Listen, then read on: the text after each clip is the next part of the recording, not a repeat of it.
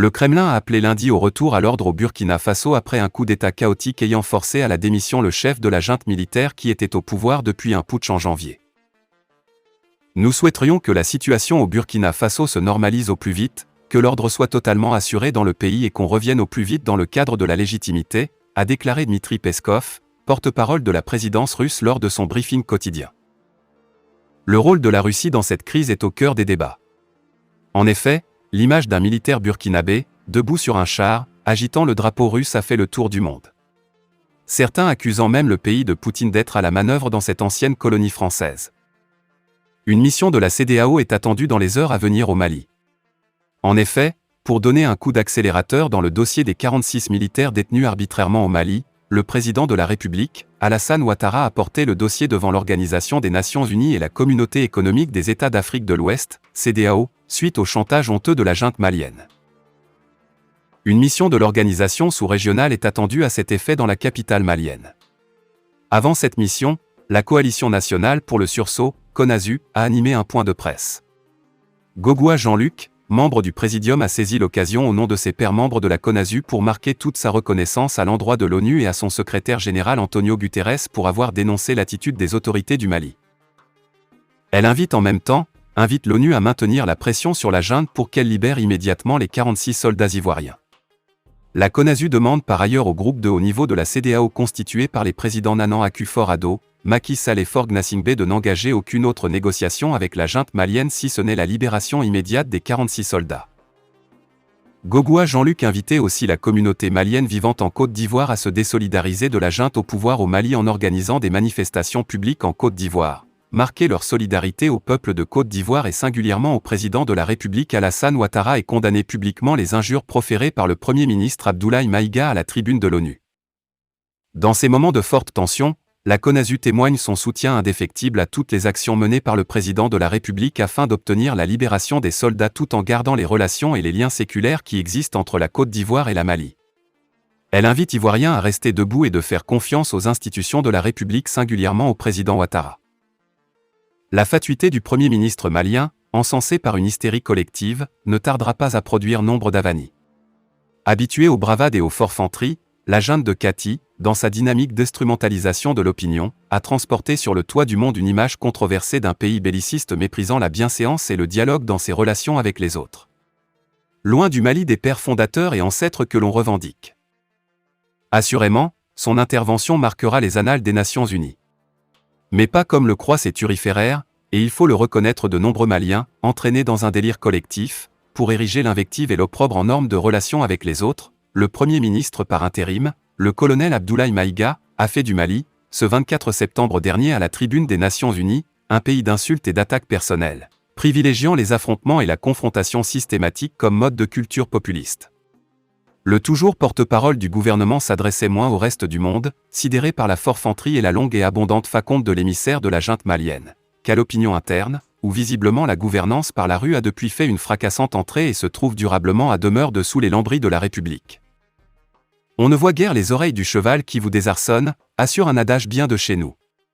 Une partie conséquente de la communauté nationale, singulièrement urbaine et de surcroît de Bamako, paraît entraînée dans une sorte de débordement d'enthousiasme collectif au point certes de ne pas en percevoir les périls imminents, mais surtout de perdre les repères de ce qui avait été une nation policée.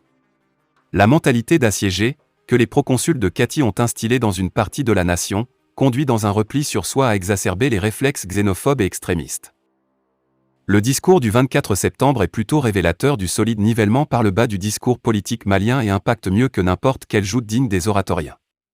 Toutefois, l'effet pervers réside dans l'absence de profondeur et de maturité, car l'expression politique de la junte de Kati, portée au pinacle à l'ONU, ne porte et ne propose aucune perspective alternative, puisqu'elle n'est construite autour d'aucun des concepts intellectuels de la gouvernance et ne nourrit aucune culture nationale, hormis celle de l'incrimination, de l'exclusion par la prééminence de la dichotomie. Un observateur sur les réseaux sociaux a récemment déclaré que la junte, depuis son avènement un certain 18 août 2020, a mis en honneur la haine et la rancune comme modèle de gouvernance, appuyé sur l'ascendance des métiers d'uniforme comme critère de mérite et d'accession aux fonctions régaliennes mais juteuses de la République de tous. Ce n'est que par la faveur de la disposition de la létalité armée que la junte privilégie et s'incruste dans l'affrontement et le déni systématique de droits autres que celui de la force de la répression. Les proconsuls du camp Sunjata excellant dans la division par la diversion, à travers des postures bravaches qui font l'économie de la confrontation aux difficultés réelles du pays. Les fronts intérieurs ne manqueront cependant pas de se rappeler aux bons souvenirs du Mali, relatifs à l'insécurité, la mal-gouvernance à travers le népotisme porté à son niveau le plus élevé, les pratiques de prévarication pourtant reprochées aux civils, etc. Le colonel Maïga vient d'en ouvrir la boîte de Pandore, reste à savoir ce qui ne tardera pas à en sortir.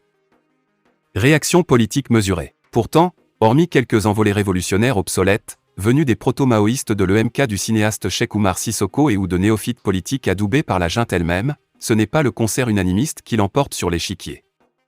À défaut de désapprobation, la plupart des formations et leurs leaders ont adopté un profil bas, en insistant certes sur la sauvegarde de la souveraineté nationale, mais tout de même sur la préservation de la qualité des relations que le Mali avait toujours eues avec voisins et partenaires. Aujourd'hui, la lucidité est devenue une dangereuse star au Mali, exposant à l'opprobre, au quolibet, voire à la vindicte populaire. Ne pas épouser la pensée unique dominante de soutien aveugle et inconditionnel au proconsul du camp Sunjata, équivaut à ne ni aimer encore moins soutenir son pays. Une situation de chasse aux sorcières, érigée en modèle de relations politiques, qui confine nombre d'esprits lucides dans un douloureux exil intérieur. Moussa Mara déplore le ton belliqueux employé vis-à-vis de certains partenaires, particulièrement ceux de notre espace sous-régional et qui risquent malheureusement de détériorer les relations de bon voisinage avec ces pays qui nous entourent et d'aliéner au Mali nombre de soutiens pourtant indispensables. C'est une occasion manquée, car pour l'ancien Premier ministre, le temps significatif consacré à éructer des insultes ou autres invectives aurait pu être mis à profit pour mettre en évidence les préoccupations concrètes, réelles et fortes de nos compatriotes ainsi que les solutions envisagées pour leur résolution. Et même si l'ADEMA ne déroge pas à un soutien de convenance à la junte, l'ancien parti majoritaire n'en met moins pas un bémol avec la ligne belliciste ambiante, en faisant part de son attachement au panafricanisme et son souci des rapports de bon voisinage, tout en rappelant au pouvoir militaire, avec une once de perfidie, la fin de la transition prévue le 26 mars 2024 par le transfert de pouvoir aux autorités élues. Dans ce concert diffus, il faut reconnaître à Ismaël Sako, du Parti social-démocrate africain, PSDA, le courage de ne pas prendre de gants pour dire tout haut ce que nombre de politiques maliens, par peur d'être accusés d'apatrides, n'en pensent cependant pas moins bas. Inconstance et immaturité au sommet de l'État malien, qui desservent le Mali, dénonce ainsi avec lucidité ce leader. Le président du PSDA retient deux remarques majeures, dont l'euphorie collective passe sous un silence commode le caractère crucial. Ainsi, contrairement à son appendice extrémiste populiste et xénophobe instrumentalisé, empêché prudemment de manifester quelques jours plus tôt contre la force multidimensionnelle, le Premier ministre par intérim s'est confondu en satisfecit laudatif envers la mission onusienne qui a été félicitée, alors que les partisans de la junte malienne des 5 colonels ont, à plusieurs reprises, manifesté pour mettre fin à la mission de la MINUSMA, annoncée pour le 22 septembre, constate Ismaël Sako. Mais le summum de la mémoire sélective, note Ismaël Sako, au cours de ses propos belliqueux tenus à la tribune des Nations Unies, aura sans doute été le silence complet du Premier ministre du Mali sur le dossier des accusations serinées depuis des mois contre la France par les autorités militaires maliennes au pouvoir. Le patron du PSDA note en effet l'absence de preuves accusant la France de violations graves et de volonté de déstabiliser le Mali, alors que, depuis un mois, les autorités maliennes ont crié sur tous les toits qu'elles disposent des preuves lourdes, fiables et compromettantes contre la France. En effet, comme le rappelle le patron du PSDA, une réunion d'urgence a été sollicitée par nos autorités sans suite, sur la base d'une lettre et d'un dossier annexé, que le ministre des Affaires étrangères avait adressé à l'ambassadeur Zhang Jun, représentant permanent de la République de Chine auprès des Nations Unies, alors président en exercice du Conseil de sécurité de l'ONU. Mais, à ce jour, aucun Malien n'a vu une once de preuve de ces accusations, même et en dépit des assurances pourtant données, mais certainement avec imprudence, par le Premier ministre par intérim peu avant son départ pour New York. Sur ce dossier pourtant important, l'absence d'appui des amis russes et chinois, à travers leur silence, témoigne de l'isolement croissant du pays. De toute évidence, le soliloque du toujours décidément disert porte-parole du gouvernement a fait plutôt dans le populisme facile, en surfant sur les omissions qui fâchent. Encadrer, fractures et factures économiques. L'économie sacrifiée sur l'autel de l'ego. Le désastre de ce discours du 24 septembre n'est pas que diplomatique. Pour l'économie malienne, il en sera de même que ce que le désastre hitlérien a causé à l'Allemagne. Les méfaits de la sortie malencontreuse du Premier ministre intérimaire, avec cette attaque en règle contre plus proches voisins et partenaires d'aide et d'appui du pays, vont faire éclater en 1000 morceaux le tissu économique et financier du pays, selon les inquiétudes de cet opérateur privé qui sait d'ores et déjà que même l'informel, la soupape de la société malienne peut en imploser. Comme un effet d'entraînement, ce discours raté à la tribune des Nations Unies fera que les entrepreneurs maliens n'auront plus le sommeil. Ils sont désormais dans le désarroi parce qu'ils savent que l'investissement, surtout privé, gage de richesse et de création d'emplois, deviendra à jamais un leurre au Mali. Il en résulte à coup sûr que le fait, pour la junte militaire au pouvoir, de s'en prendre sans ménagement aux pays voisins et aux partenaires les plus fiables, fera inéluctablement que la note du Mali, dans le domaine économique, sera déclassée au plus bas niveau. Déjà pays à risque élevé, le Mali vient d'entrer, depuis ce samedi 24 septembre, dans le cycle des gouvernances incertaines. La crédibilité de la parole était déjà sérieusement entamée avec les tergiversations de la junte de Kati autour de son éventuel départ ou non du pouvoir, une situation davantage confortée par l'affaire des 46 otages militaires ivoiriens. L'opprobre et l'invective, désormais substrat des relations entre le Mali et l'extérieur, vont durablement miner le climat des affaires, ce dont nombre d'opérateurs économiques maliens appréhendent les incertitudes consécutives.